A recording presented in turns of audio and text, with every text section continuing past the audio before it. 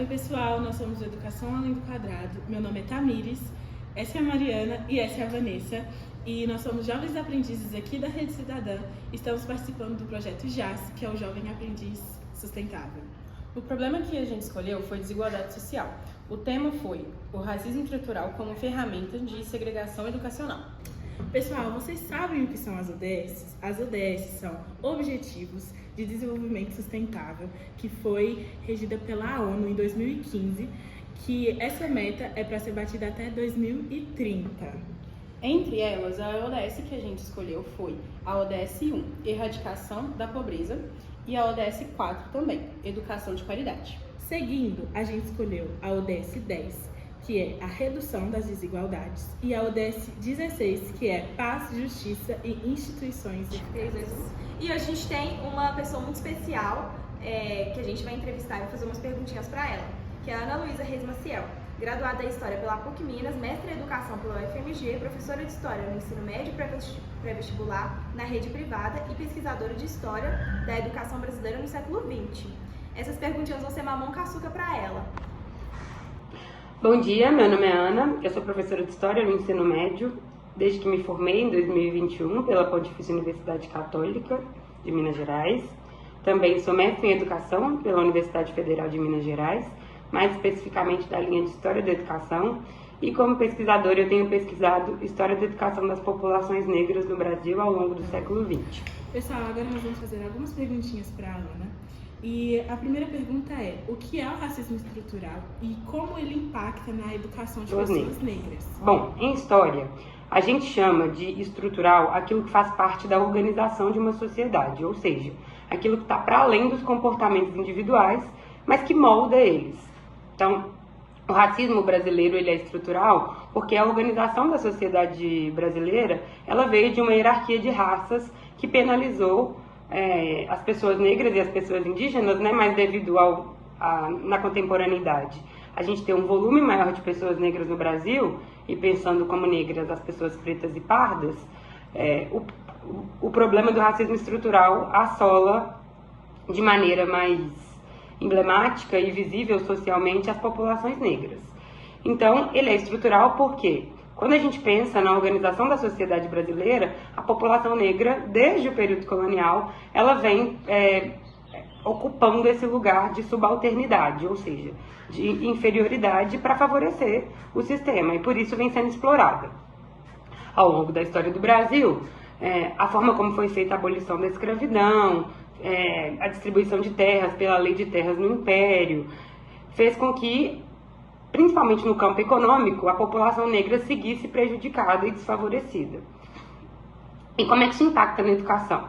Impacta na educação de maneira que é complexo até hoje que a gente mexa na estrutura. Eu sempre costumo dizer que para pensar coisas estruturais é interessante que a gente faça a metáfora da construção civil. Então, é como se o Brasil fosse uma casa e a estrutura são os alicerces, os pilares. Então, para mexer nisso é muito mais trabalhoso do que para mexer nos aspectos de acabamento, como a pintura, os móveis, né, o revestimento. Então, mesmo que historicamente a gente tenha caminhado muito em direção à igualdade racial no Brasil, é complexo porque a estrutura é algo muito profundo. Então, na educação, por exemplo, até hoje é comum que a gente observe que a população negra é maior em evasão escolar, que as crianças negras têm mais dificuldade de aprendizagem, principalmente porque elas estão em escolas de regiões periféricas, elas estão sujeitas a outros problemas antes de chegar na escola, como, por exemplo, a vulnerabilidade econômica, muitas vezes a criminalidade, tudo isso falando estatisticamente. É claro que tem pessoas negras nas camadas economicamente elevadas, mas quando a gente observa os dados brasileiros, a gente vai ver que, fruto dessa dificuldade de alteração na estrutura, a população negra ela sofre mais efeitos fora da escola e que se refletem na escola, porque no final das contas, a escola se torna um espaço de diagnóstico dessas desigualdades.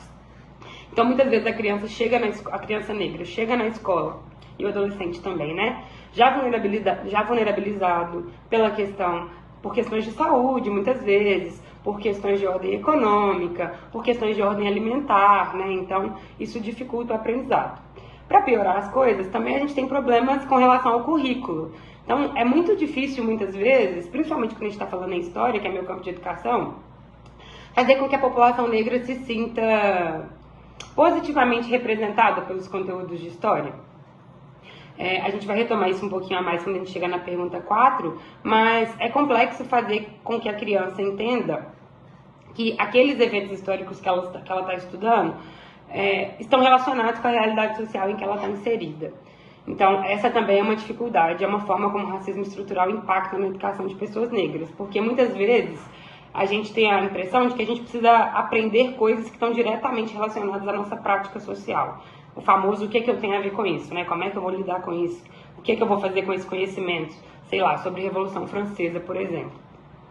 Então, construir sentido para uma população que está preocupada com problemas muito mais sensíveis também é complexo.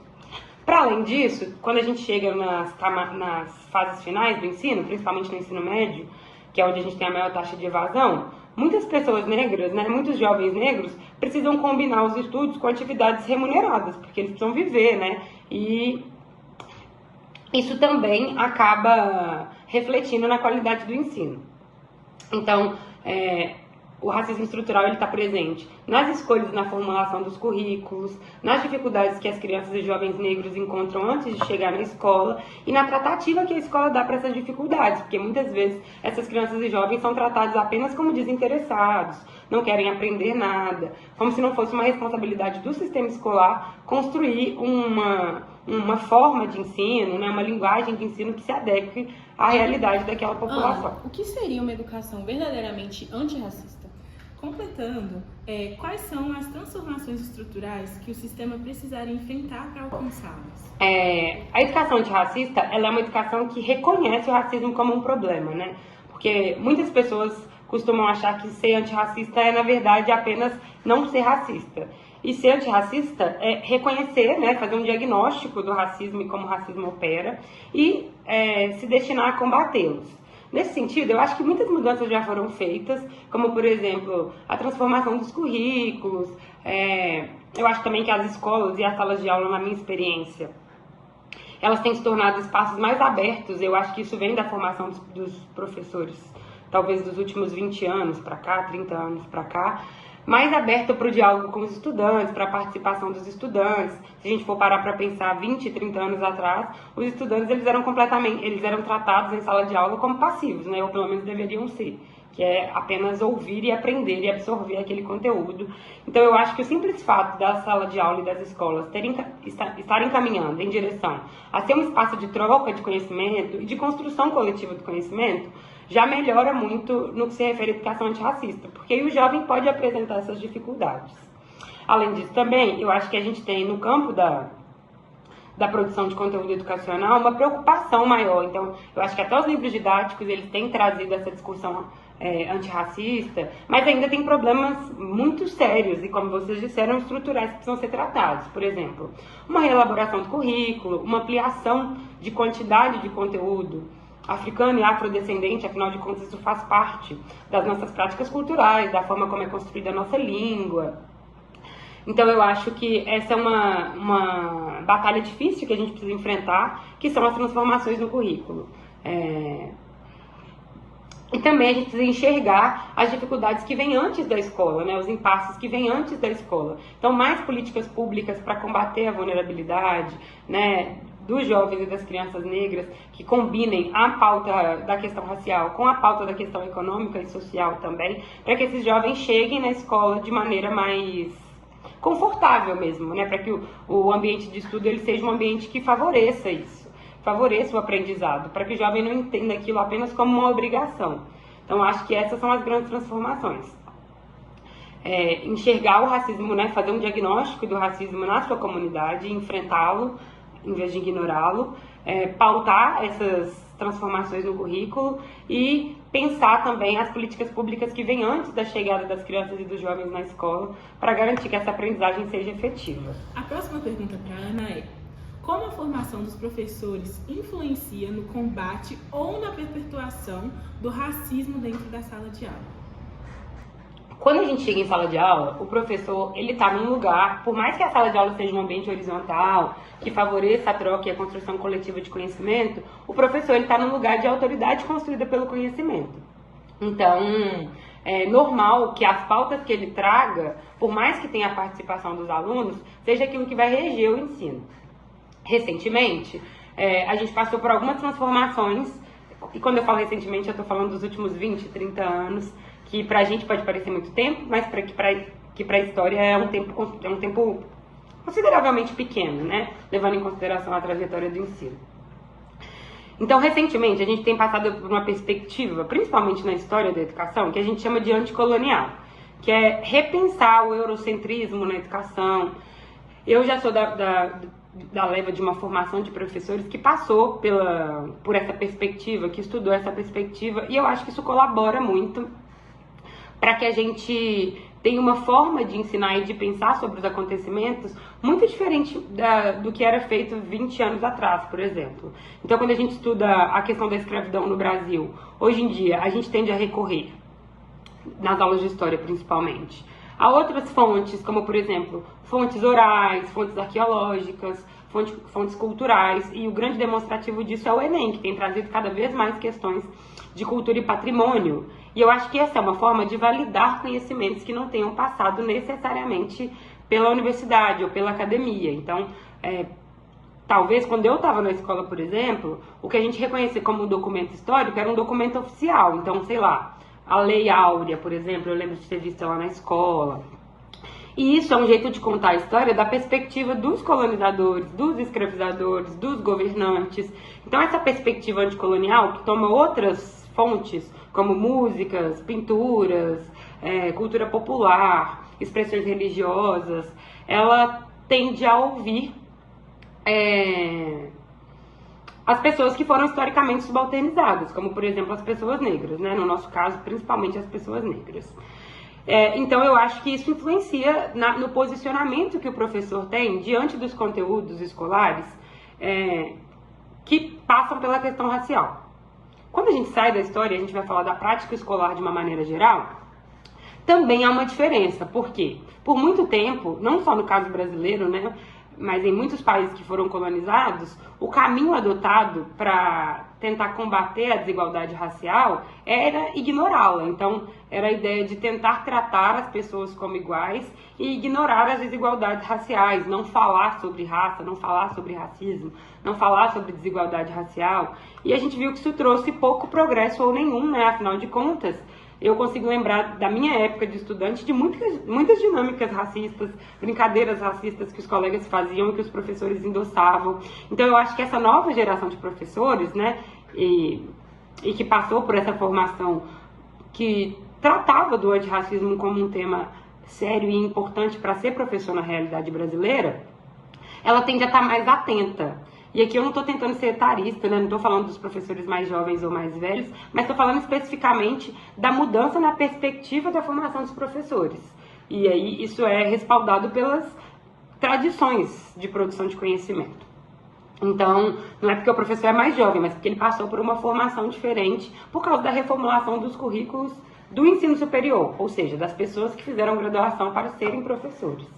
Então, eu acho que essa formação ela tende a fazer com que o professor esteja mais atento a dinâmicas de racismo dentro do ambiente escolar. Muitas vezes esse racismo não parte de maneira acusatória ou discriminatória especificamente, não é um comportamento individual, mas um comportamento estrutural, como a gente falou lá na primeira questão. Afinal de contas, a sociedade brasileira ela foi construída em cima de uma hierarquia de raças. Então, muitas vezes, uma brincadeirinha, que a gente acha que é uma brincadeirinha inocente porque é só uma brincadeira, mas que dá continuidade a uma mentalidade racista, que favorece o acontecimento de violências mais sérias, né? E mesmo o racismo recreativo, as brincadeirinhas, também acabam influenciando na autoestima do estudante, muitas vezes na autoestima do professor também, dos funcionários da escola. Então, eu acho que a formação ela tem esse papel de tornar o professor mais atento às expressões do racismo no dia a dia e de tratar os temas que passam pela racialidade e pela racialização pela perspectiva outra, que não a perspectiva tida como oficial, né? Ou seja, validado por aqueles documentos oficiais que eram produzidos pelas pessoas que historicamente exploraram populações negras. Ana, você acredita que a Lei 10.639 tenha sido colocada em prática nas salas de aula em educação regular? Pessoal, eu vou contextualizar para vocês um pouquinho sobre o que diz a Lei 10.639. Essa lei diz que é obrigatório o ensino de história e cultura afro-brasileira e africana em torno de todo o Brasil dentro das escolas, tanto públicas ou particulares. Educação regular. Eu tenho um tempo curto de carreira, né, e passei por escolas da rede pública e da rede privada. E eu acredito que sim, não da maneira que seria ideal, mas como ele se tornou obrigatório, a gente consegue perceber, até no livro didático, que é o que guia, na maioria das vezes, a prática do professor, esses conteúdos sendo trazidos. Então, eu nunca passei por nenhuma escola e por nenhum material que não tratasse, né? A Lei 10.639 é a lei que torna obrigatório o ensino de saberes e cultura afrodescendentes na educação regular no Brasil. Então, eu nunca passei por uma escola ou por um material que não tratasse desses temas. É claro, gente, que dada a organização da nossa sociedade, a história do Brasil, não deveria nem precisar ser obrigatório, do mesmo jeito que não existe nenhuma lei que torna obrigatório o ensino de Revolução Francesa, e mesmo assim, também em todas as escolas pelas quais eu passei, a gente estudou Revolução Francesa. No ensino médio, né? Porque a BNCC, ela não torna conteúdos obrigatórios, ela torna habilidades recomendáveis. Então, por isso que não tem mais conteúdo obrigatório quando a gente fala em ensino médio. Acredito que sim, que a Lei 10.639 foi um passo determinante e que ela tem tornado o ensino da história e da cultura afrodescendente, né? Indígena também, a indígena tem outra lei, mas elas tendem a caminhar juntas quando a gente pensa em BNCC, porque a gente está falando de grupos étnicos subalternizados no Brasil. E eu acho que sim, que foi um grande passo, que tem muitas coisas a serem feitas, mas que isso vai se transformando no campo das ideias mesmo, da mentalidade. Então, por exemplo, se entre vocês alguém for se tornar professor, eu acho que essa prática de ensino e cultura da história e cultura afrodescendente no Brasil vai se tornar muito mais natural do que para os professores que precisaram ser obrigados pela lei. Então, eu acho que essas coisas acontecem na longa duração, né? A estrutura não se construiu do dia para a noite, foi na longa duração que ela foi se elaborando. Então, eu acho que os comportamentos antirracistas e a postura antirracista, ela também vai se transformando ao longo do tempo. E eu sou muito otimista com relação a isso. Eu tenho muita fé na juventude, então, assim, eu acho que a tendência é melhorar, e melhorar mais rápido do que eu vi melhorando até agora. Gente, bora para a próxima pergunta. Qual é a ligação entre o racismo e a evasão escolar? E como o racismo, ele afeta no desempenho e na autoestima dos alunos na sala de aula? Na sala de aula. Essa é uma pergunta muito interessante, sobretudo porque se a gente for analisar, o índice maior de evasão escolar no Brasil hoje, apesar de ser pequeno, ele é o maior, que é o índice de evasão escolar no ensino médio, ele é de 5,3%. Sobretudo porque, quando a gente está falando de educação fundamental, tanto ensino fundamental 1 como ensino fundamental 2, os pais são mais responsabilizados pelos órgãos de fiscalização, como, por exemplo, o Conselho Tutelar. E a permanência do jovem na escola, ela também está relacionada a muitos programas sociais e benefícios que acabam fidelizando as famílias no ensino escolar. E eu, particularmente, acredito, levando em consideração os meus estudos e a minha prática escolar, que o racismo ele é mais cruel na educação infantil, talvez nem tanto, mas talvez na educação fundamental 1 e 2. No ensino médio, ele tem um tom mais recreativo, que também é cruel, mas quando a criança está passando ali, sei lá, pela segunda, terceira, quarta série, eu acho que o racismo, mesmo recreativo, ele tem um poder maior de minar a autoestima dessa criança. Porque ela ainda está passando por uma construção de um senso de si muito delicada. Então, a maior parte dos contatos sociais dela é mediada pela família. E na escola é o momento em que ela está, digamos assim, independente do ponto de vista das relações sociais. Então, lidar com o racismo, tanto o racismo estrutural quanto o racismo dos colegas, né, propriamente dito, muitas vezes em tom de brincadeira, ele tende a minar mais a autoestima da criança.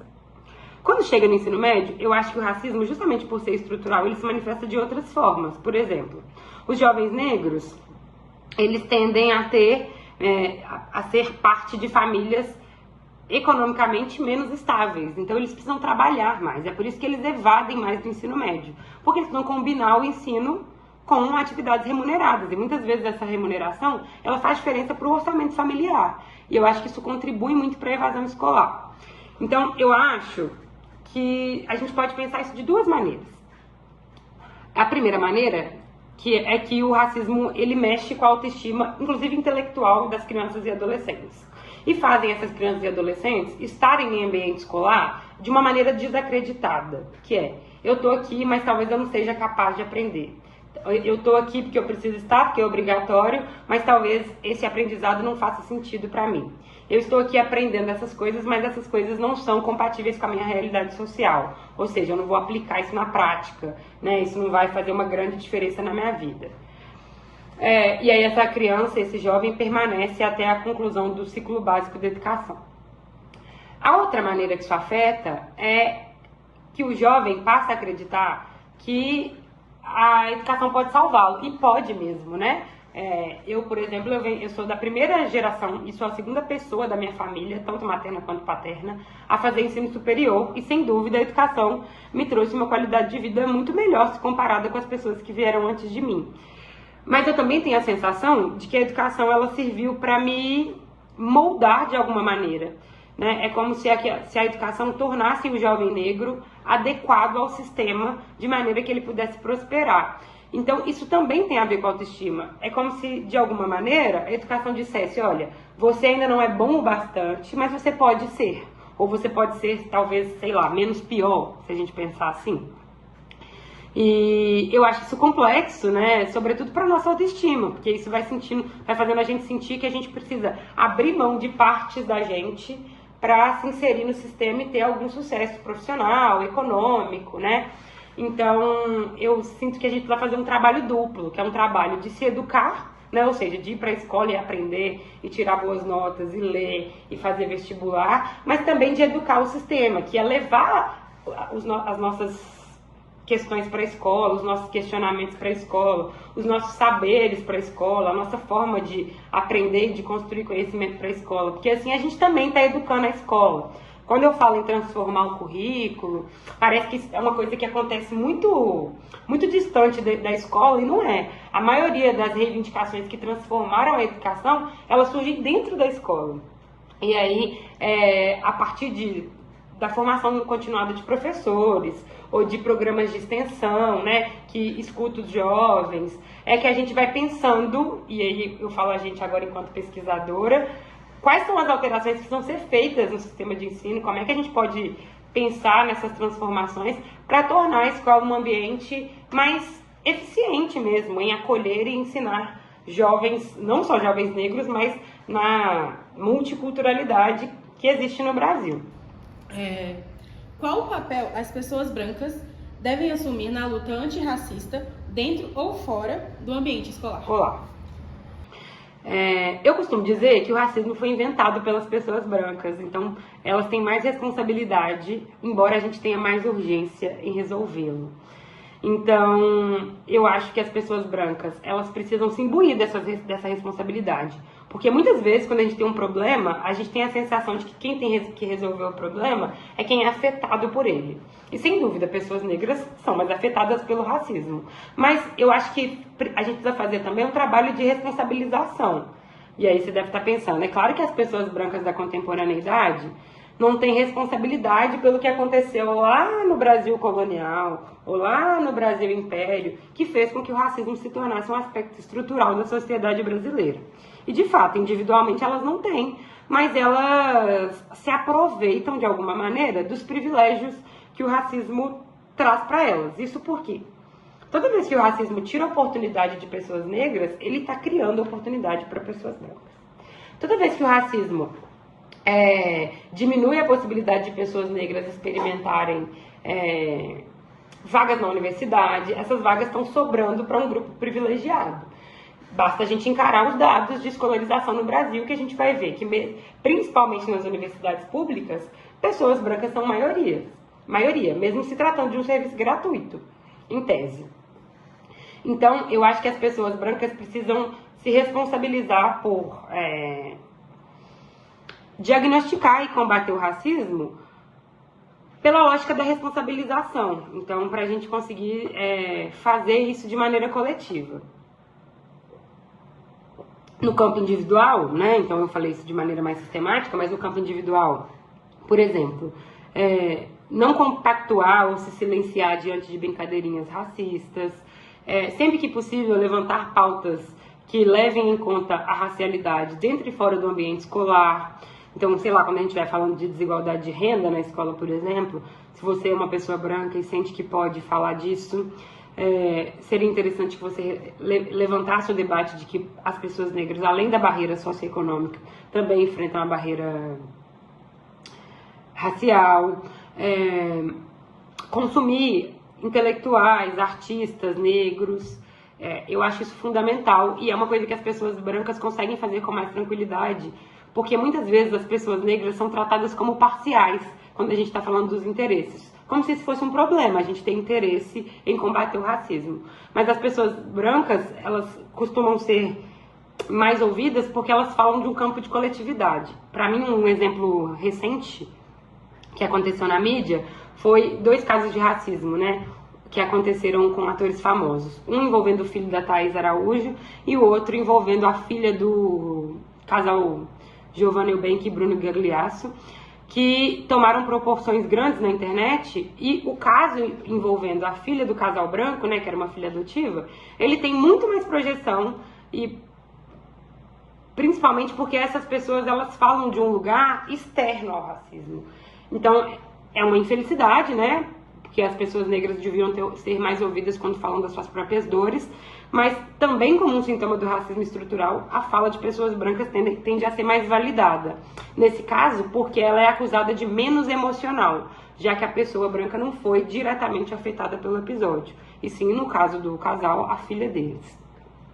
Então, acho que esse é o papel das pessoas brancas, usar os seus privilégios e a sua voz para levantar bandeiras de ordem racial, tanto dentro quanto fora do ambiente escolar. E agora, para fechar nossa listinha de perguntas, a última, mas não menos importante, qual a importância dos professores negros no ambiente escolar? Quando eu estava na escola, que eu me lembro, assim, eu tive uma professora, né, em fase de alfabetização, que era uma professora negra, e depois no ensino médio tive 2 professores negros, um de filosofia e um de literatura, muito queridos, inclusive, que eu ainda mantenho contato. E eu lembro que ter uma referência negra no lugar de ensino foi muito importante para a construção da minha autoestima. Por quê? A sensação que eu tenho e que eu tento combater dentro do sistema de ensino-aprendizagem é que quem ensina está hierarquicamente mais bem posicionado do que quem aprende. Eu acho isso problemático, eu acho que a educação precisa ser construída em via de mão dupla, em via de igualdade e por meio do diálogo, mas infelizmente essa é uma coisa comum, corriqueira, né, e que está infiltrada na nossa mentalidade, então vai demorar muito para ela se transformar. Mas então essa é a sensação que eu tenho. Quando eu estava no meu bairro, né, que era um bairro de periferia, a maioria dos jovens, das crianças, dos jovens eram negros e a maioria dos professores eram brancos, então era como se no campo da autoestima, isso tivesse construindo uma ideia de que eles estão em posição de ensinar e a gente em posição de aprender, e eu em posição de aprender. Isso criava uma dualidade de raça problemática, e uma dualidade de raça ruim também para a construção de uma política antirracista, porque aí a gente cria um sistema de nós contra eles, que não é interessante para o combate ao racismo. Então, quando eu tinha professores negros, além disso construir para mim um lugar de referência, isso construía para mim a possibilidade de que eu poderia ensinar também, né? Isso construía autoestima para eu falar em sala de aula, para eu participar da aula, porque eu sentia que a gente estava em par de igualdade, que talvez eu tivesse alguma coisa para ensinar. Sobretudo, eu sinto também que quando a gente chega em ambientes de ensino e aprendizagem na posição de professores, a gente tem questionamentos que não estão só ligados à nossa formação docente, mas também à nossa experiência social. E inclusive os aprendizados que a gente tem na experiência docente, né, na graduação, na pós-graduação, no mestrado, na extensão, na pesquisa, elas passam pela nossa perspectiva de pessoas negras. Então, a gente ensina de outro lugar. A gente ensina de um lugar de quem sabe que por mais que aquele conteúdo, né, então, por exemplo, os conteúdos tornados obrigatórios pela Lei 10.639, eles têm um campo do idealismo, né, um campo daquilo que seria o ideal, a gente sabe como é que funciona na prática, a gente sabe como é que esses saberes são tratados na prática. Então, eu tenho uma lembrança muito nítida do ensino médio, quando a gente estava estudando em sociologia o patrimônio construído pelas populações negras no Brasil, e aí a gente estava passando pela positivação desse patrimônio e a gente chegou num lugar que era as religiões de matriz africana. Por mais que dentro da escola aquilo tivesse sendo tratado no campo da cultura, eu sabia, sendo uma pessoa negra, de uma família que praticava religiões de matriz africana, como é que aquele tema, aquele assunto, aqueles saberes relacionados à religião de matriz africana, eles eram tratados de maneira pejorativa socialmente. Então, eu acho que esse olhar do professor, ele é um olhar de diagnóstico, que beleza, a gente precisa tratar isso como cultura, como expressão da cultura negra, mas, historicamente, no Brasil, essas religiões são alvo de intolerância, são alvo de racismo religioso, e a gente não pode ignorar isso. Então, não basta só tratar como cultura, é preciso reconhecer que essas expressões de cultura passam por um aspecto violento e se engajar em combatê-los. Então, eu acho que o professor negro, ele, além de servir como referência para os alunos e construir uma certa esperança de que é possível, de fato, tratar a escola como um ambiente que tem relação com a vida que eu quero construir, com a sociedade que eu quero construir, ele também melhora a autoestima dos alunos, ele torna o ambiente escolar um ambiente mais horizontal, mais amigável, né? Eu acho que essa é a minha perspectiva sobre ter professores negros. Acho que é isso, queria agradecer o convite, dizer que foi uma honra, preferi que tivesse sido presencialmente para a gente ter essa troca, né? Mas já foi uma grande oportunidade para mim. Espero que as respostas tenham atendido as expectativas de vocês. Um abraço. E é isso, pessoal. Essas foram as perguntas e eu queria agradecer a Ana pela participação dela. Acredito que aumentou muito o nosso conhecimento e de quem está assistindo. Muito obrigada também. E a gente está finalizando o nosso trabalho do Jazz. É isso, pessoal. Tchau, tchau.